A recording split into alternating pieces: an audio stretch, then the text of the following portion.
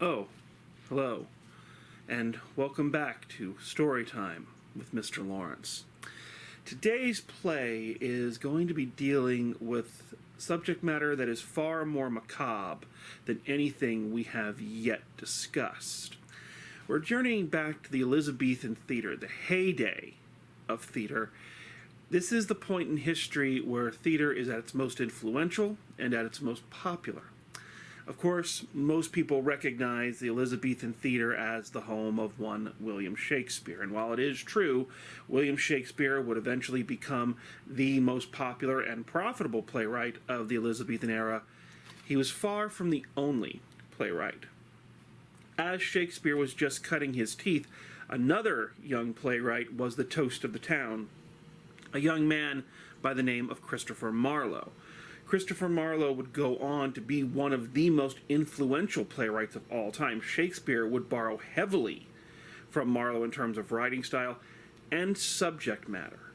Marlowe was one of the first to use his plays not to examine huge external drama, but rather the internal drama of a man who is damned by his own actions.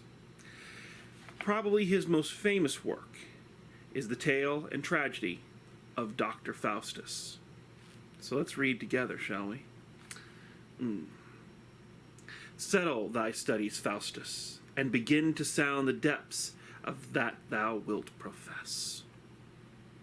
Dr. Faustus is a well-known and respected German scholar, well-versed in all manner of academic disciplines such as logic, law, religion, medicine, and his burning desire is to obtain more and more knowledge. He wants to know how the world and the universe truly works.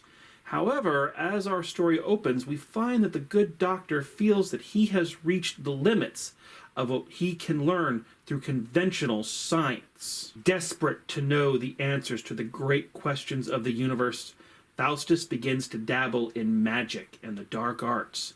One night, Faustus performs a spell given to him by a few colleagues and is successful in summoning a demon from the depths of hell named Mephistopheles.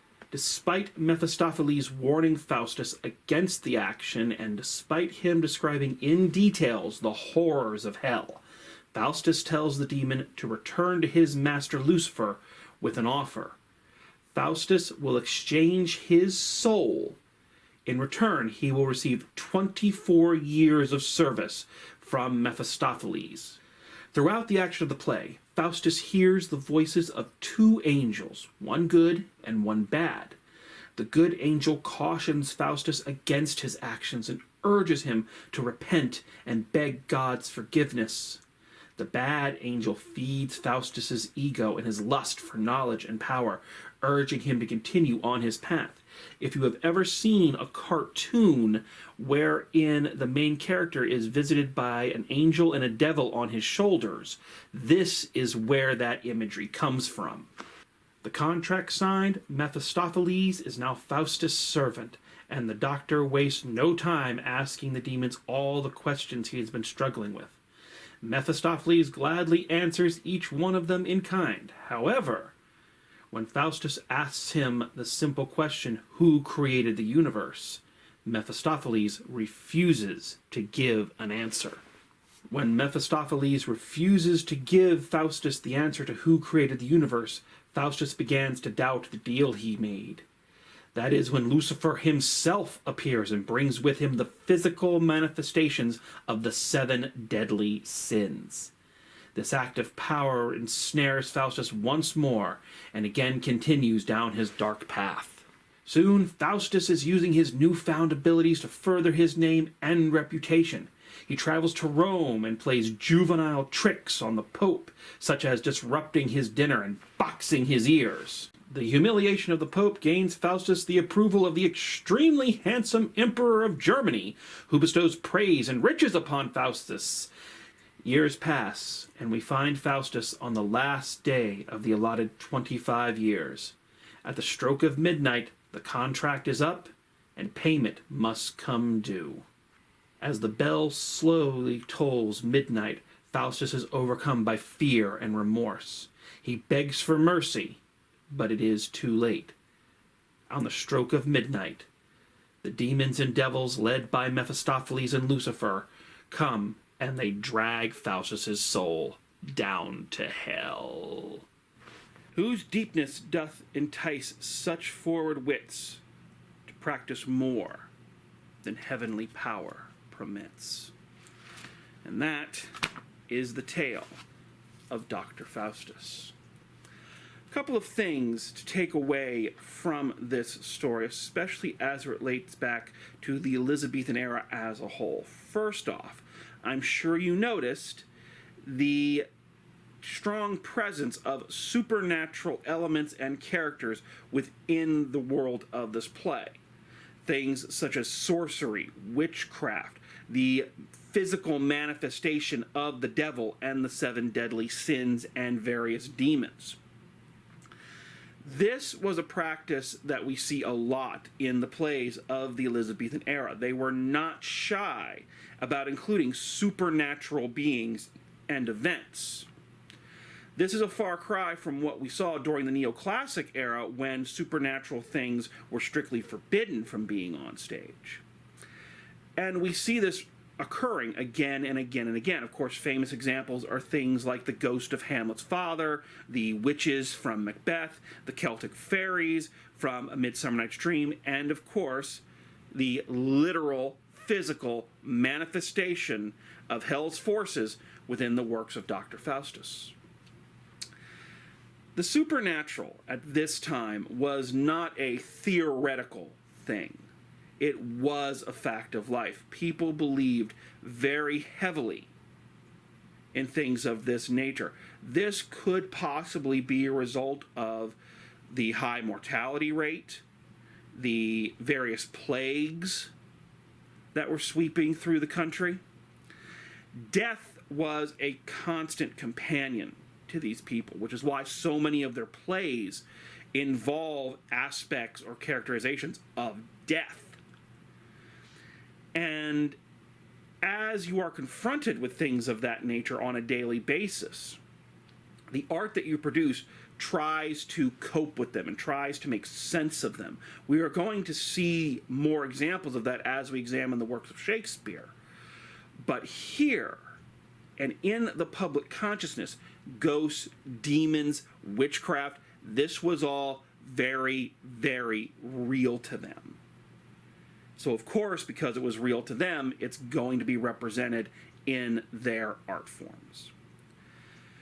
More importantly, what we need to take away from this production is Faustus as a tragic figure, and how he embodies the Elizabethan view of tragedy versus the Greek view of tragedy. Greek tragic heroes were characters like Oedipus and Antigone. These are characters that were caught up in circumstances and events far beyond their comprehension, and they were playing but one small part. And their downfall comes from either their acceptance of that role, say in the case of Antigone, or their attempts to prevent that role in the case of Oedipus. That is not the case with the Elizabethan tragedies. The Elizabethan tragic heroes were not characters swept up in events far beyond their power or understanding. They were simple men and women. They were just people. People who started out, in most cases, with noble goals, but then made a choice. The tragic characters of the Elizabethan era are brought down not by external forces, but by their own choices. Faustus is not tricked into signing this deal with the devil. He is never fooled. The devil does not appear to him in a pleasing shape. He knows from the first what he is doing, who he is dealing with, and what the cost is going to be. And he does it anyway. He starts out with noble intentions, wanting more knowledge, wanting to understand how the world works. That was a big driving force in the Italian Renaissance. But what happens when you acquire all of man's knowledge and you are still hungry for more? Can you not just be satisfied with knowing what you know? No, he makes a choice to take it too far. Moreover, he not only makes the choice at various points throughout the show, Faustus has the opportunity to repent. He has the opportunity to turn back. And he doesn't take it. That is the symbolism of the good angel and the bad angel. The good angel constantly telling him as his conscience, don't do this, repent, God will forgive you. And the bad angel telling him, but what about this, what about this, what about this, what about this? And he's pulled and he makes the choice to go in that direction. No one forces him. He does it on his own. Faustus, like many of the tragic characters we are going to see in the Elizabethan era, in any other point in history, would be considered the villains of the story. But the tragedy is that these were good people that made the wrong decision. And we are going to see more examples of that as we continue into the Elizabethan era. So thank you for joining us, and we'll see you next time on Storytime with Mr. Lawrence.